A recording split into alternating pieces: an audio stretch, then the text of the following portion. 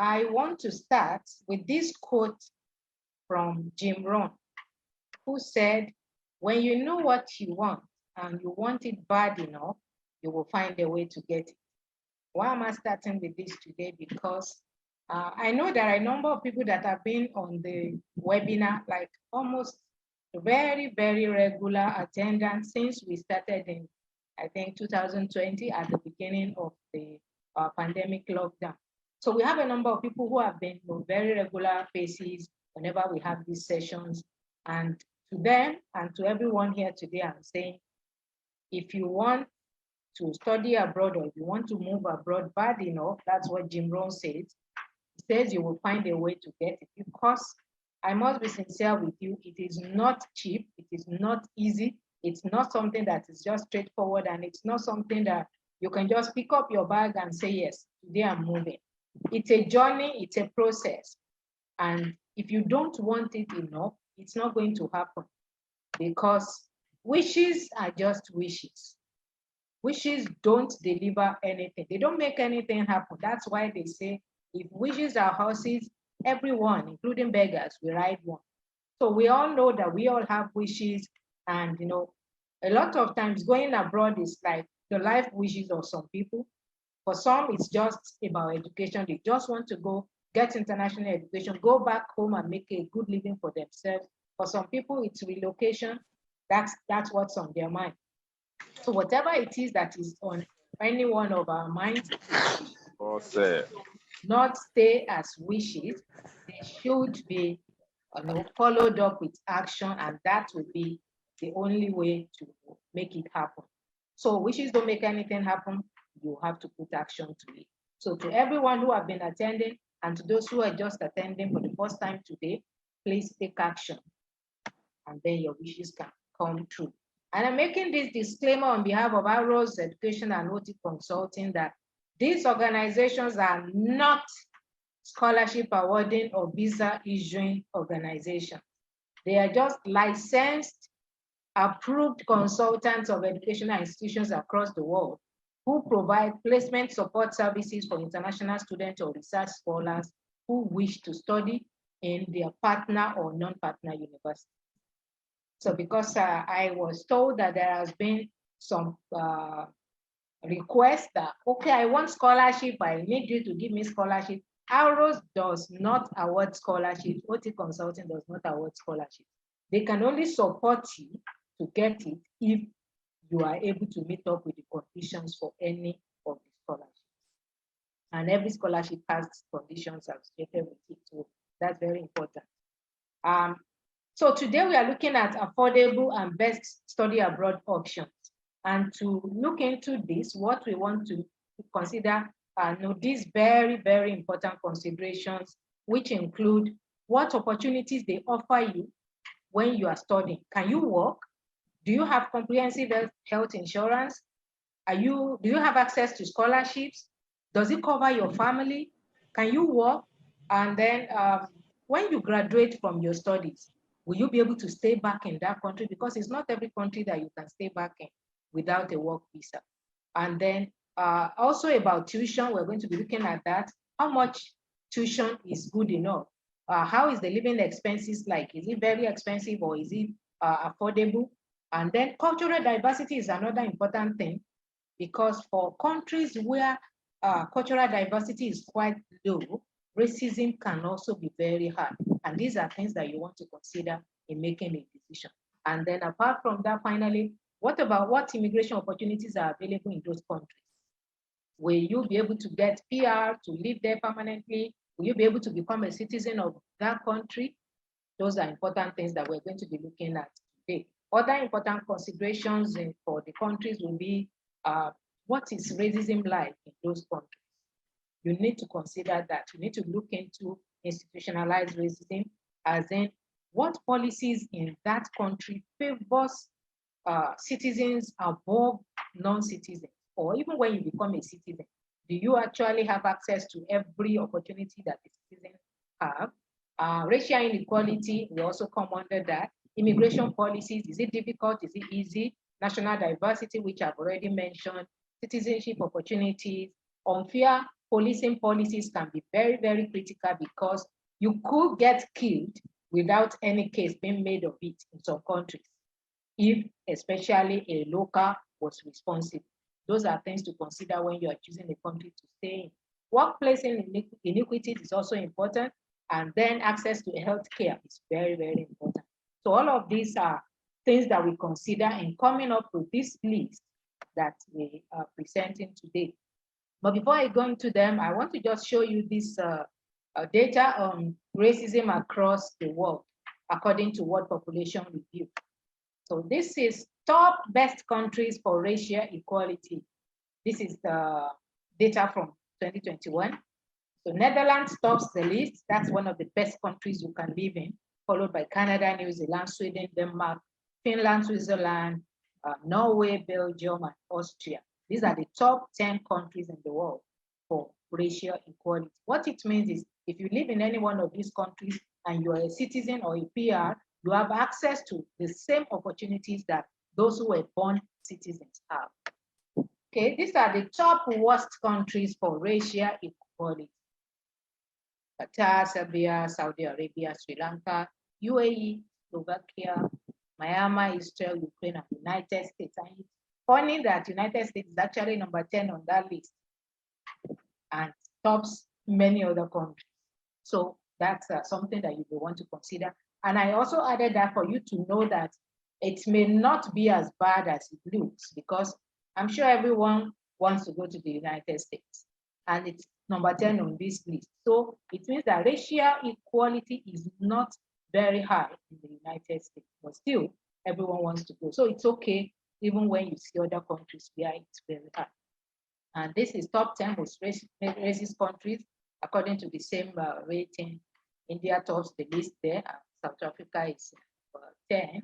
And finally, according to rating by citizens of these countries by themselves, these are the top worst 20 countries for racism.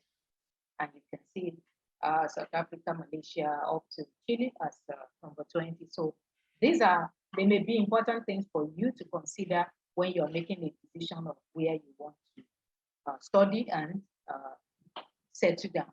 So I'm going to start with Africa.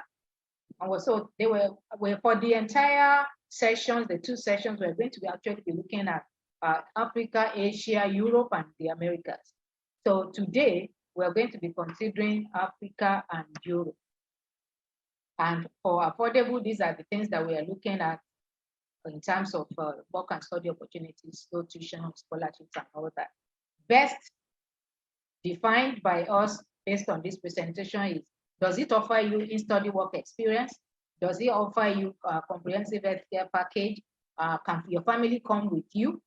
Does it have post-study work permit for you when you graduate? Are there immigration opportunities, and what's the cultural diversity like? Now, I want you to note this, that because a lot of times, yes, it's good to think about getting the cheapest place to study.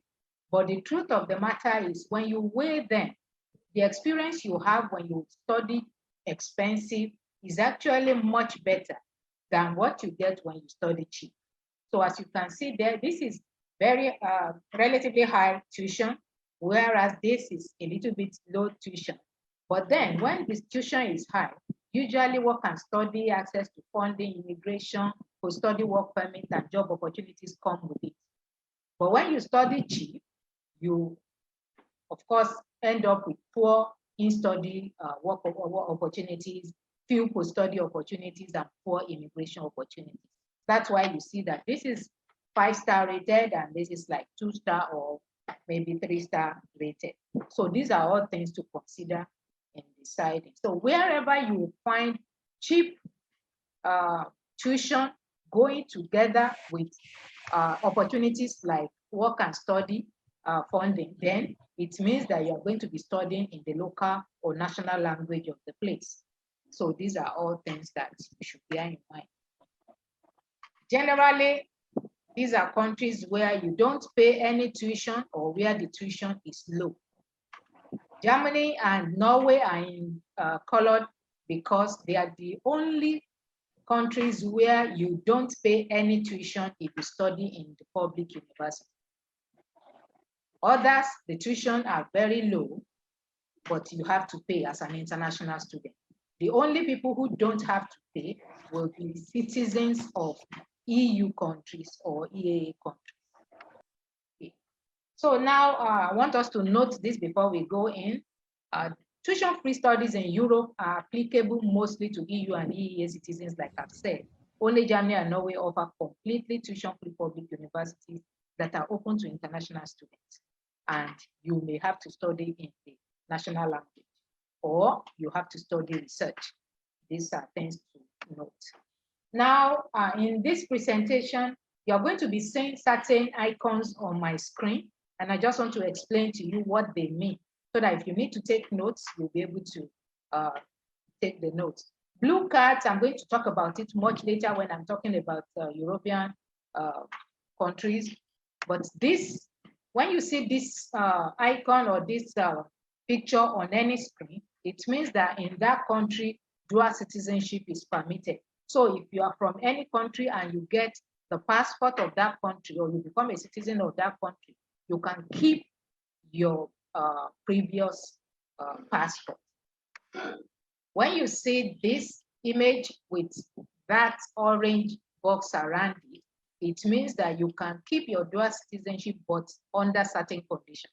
So it means that it's mostly, if you are international, you cannot. You have to renounce your previous citizenship. So, and if you see just this single one, it means that dual citizenship is not permitted in that country. When you see this icon, what it means is that you can bring your immediate family, your spouse and your kids. They can come with you and they can work while they are with you.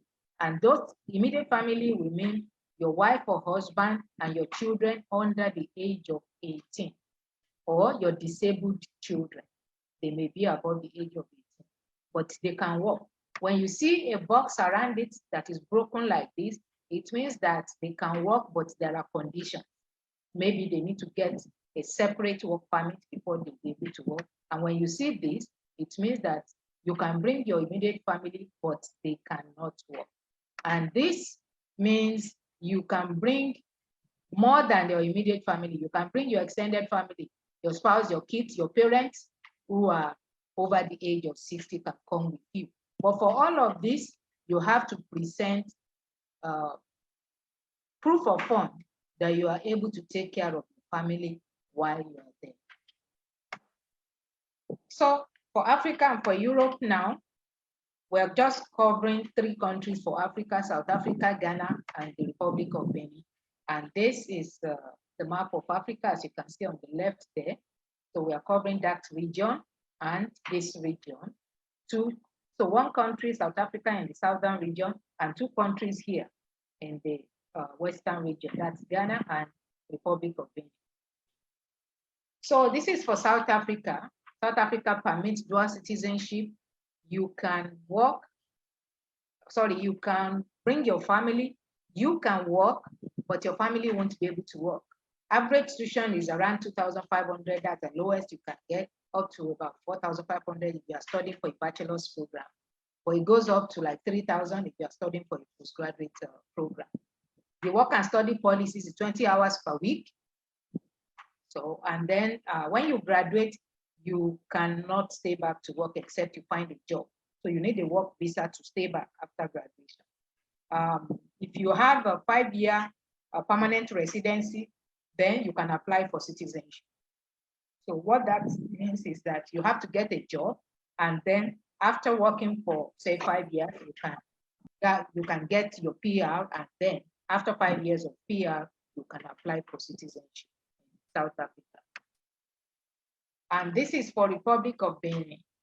Average tuition is about $700 and maybe above. You can work part-time or during session and full-time during breaks and weekends. The post-study work policy is not very concrete, and you have to get a work permit to stay back. 10 years of PR, or if you are born by one Beninese parent, you can be a citizen of Benin. And if you are born stateless within the territory, that means your parents are not known, then you can also get automatic citizenship. And this is for Ghana. Ghana will, the average tuition is not a bit very clear there, but it's definitely below $5,000. And then work and study policy is part-time during session, full-time during breaks and weekends. You have to get a work visa to stay back after your study, and you need 5 years of PR for you to consider for citizenship. Now, for Europe, we are covering a number of countries. There are quite a number of them. And this is the region of the world where we are covering. You can see the Africa down there, and Europe is this in red. And we are covering a number of countries there, Germany, then we have Finland there, Sweden, Spain, and then that's the Netherlands, Austria, Denmark over there, and then we have Portugal, Belgium is there, and then Switzerland, Norway, Czech Republic, and Hungary. Down there is Greece, and then Malta is there. We had Malta a few weeks back, so you can check on YouTube for Malta if you need information about Malta. Lithuania is there beside Poland, and then Latvia is there next to Russia. And when we have Romania there next to Ukraine, Bulgaria is down under that. And then finally, we have Russia. So these are all countries that we cover. And then I'm going to be giving you information about them right away. So before we delve into each of the countries, I want to talk about the EU Blue Card. This is the post-study work permit that you get when you study in the European country. And for this card, it allows you to also work in any other EU countries. And this covers all of these countries. So if you have the EU Blue Card, that is, if you study in any of these European countries, you get the EU Blue Card after your graduation, you can work in any one of these countries with your EU Blue Card. Now, there are a number of EU countries where the EU Blue Card does not apply, and they are called the EFTA member states, that the European Free Trade Association member states, and they are 4: Switzerland, Norway, Liechtenstein, and Iceland.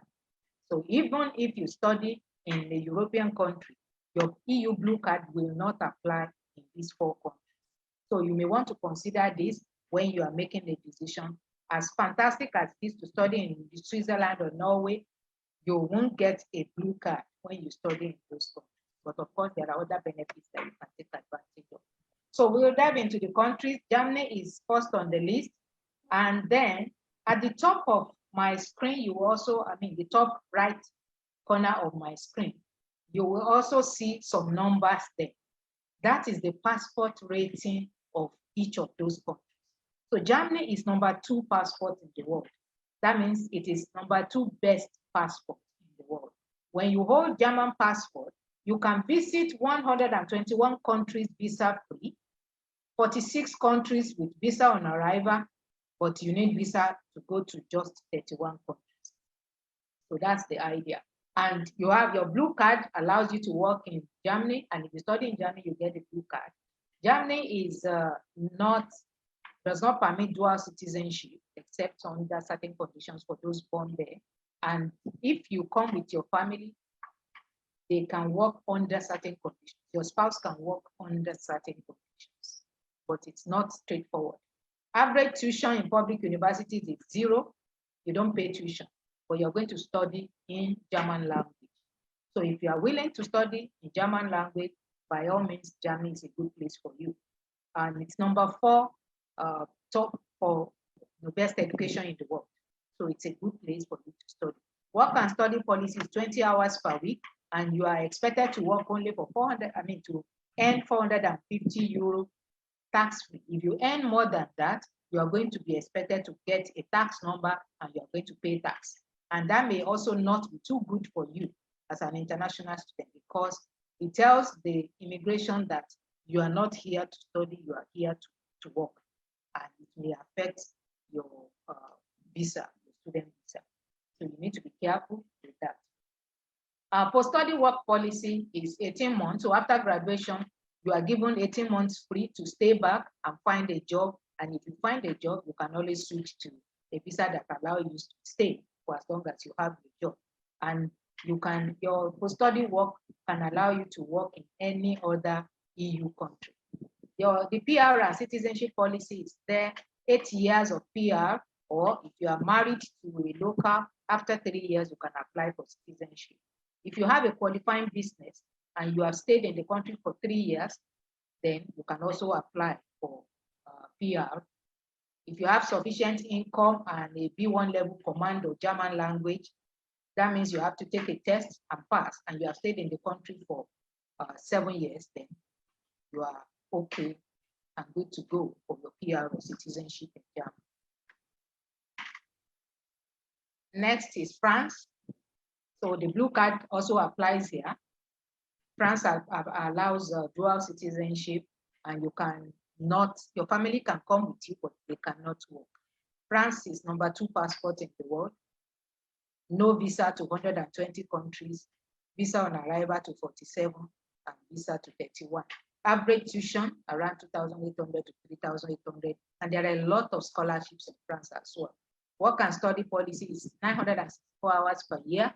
That's 60% of full-time work, so which is, I think, is very good, and it's open. So you are free to work within any field, not necessarily within your field. Post-study work policy is 12 to 24 months. 12 months if you study for undergraduate program, 24 months if you study postgraduate like research masters or PhD.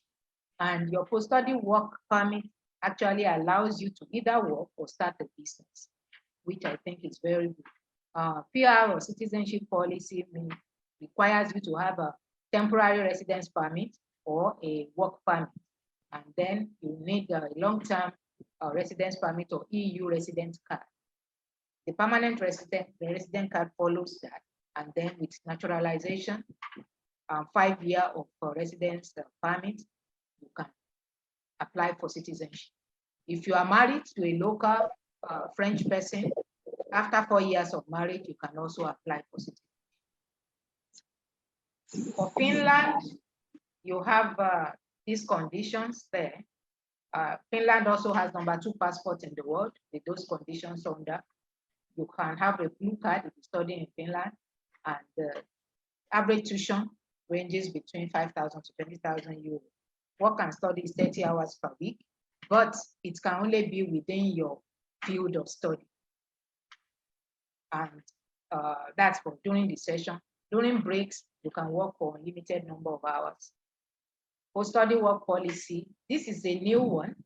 Previously, it was different, but from April this year, that's about 2 months ago, international students are now eligible for PR during their study. So if you are studying in Finland starting from this year, you actually get a PR that lasts for the period of time you are studying. And when you graduate, you get 2 years to stay back and find a job. And that can lead on to PR or citizenship after 4 years of study or stay without any break.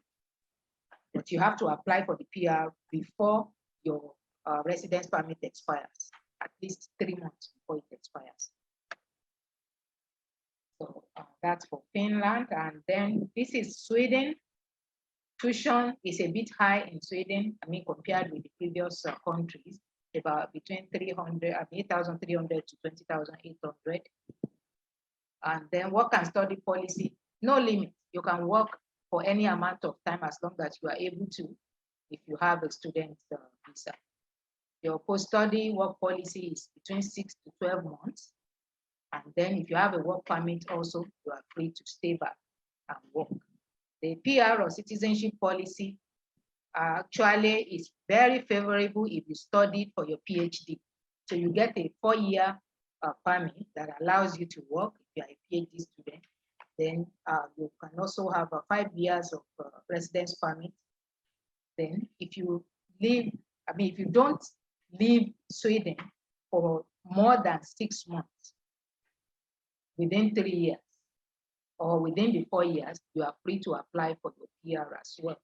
If you are married to a local, then after 3 years of marriage or registered partnership or cohabitation or whatever it's called with a Swedish citizen, you are free to apply for your citizenship. Sweden passport is #2 in the world as well. So as you can see at the top right hand corner there, it allows you to bring your family and your family can work.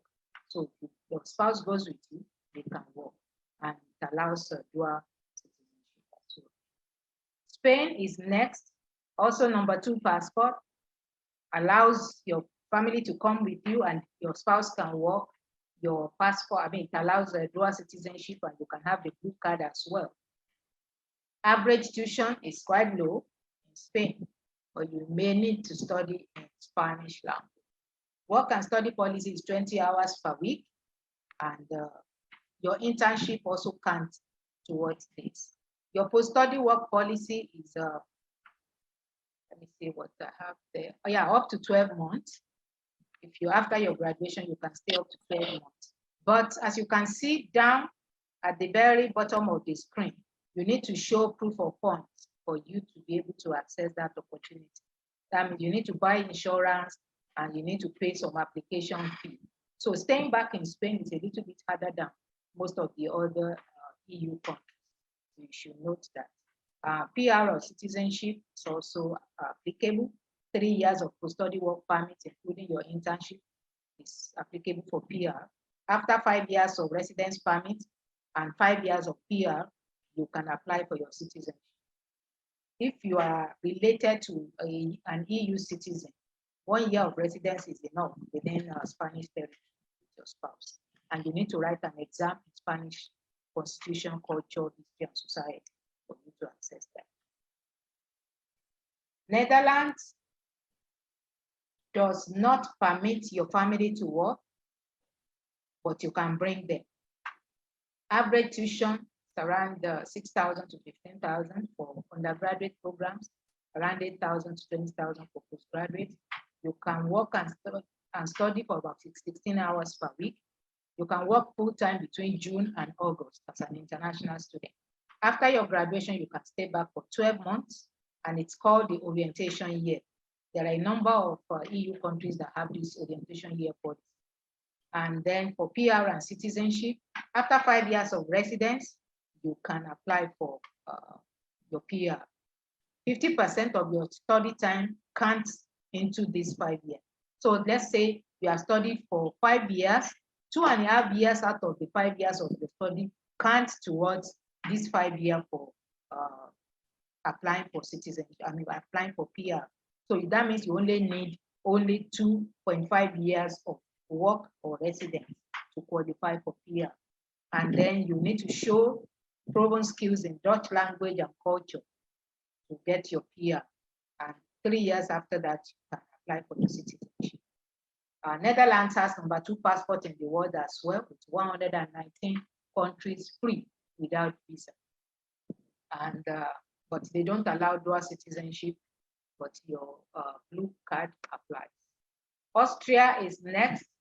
Your spouse can come with you and your children can come with you, but your spouse can't work. It does not allow dual citizenship, but you have access to the blue card, and it's #2 passport in the world. Average tuition, 3,000 to 23,000. That's quite a wide margin. And then you have up to about 35,000 for special programs, like those who ask about, I want to study medicine, or surgery, or vet medicine, or nursing. It may be within that range. Work and study policy is about 20 hours per week. And then after your study, you can stay back 2 to 3 years. 2 years if you study for undergraduate or master's, and 3 years if you study for your PhD. And you can, when you stay back, you can either work or start a business. The PR or citizenship policy is applicable. Yeah, you can apply for citizenship after 10 years of residence in Austria. And that includes 5 years of PR. So you must have held PR for 5 years and then another 5 years. Then you have to show proof of fund. That's the POF there. You have to show that you have enough money to stay back and take care of yourself, and that you are not going to be needing Social Security when you stay back. And you must also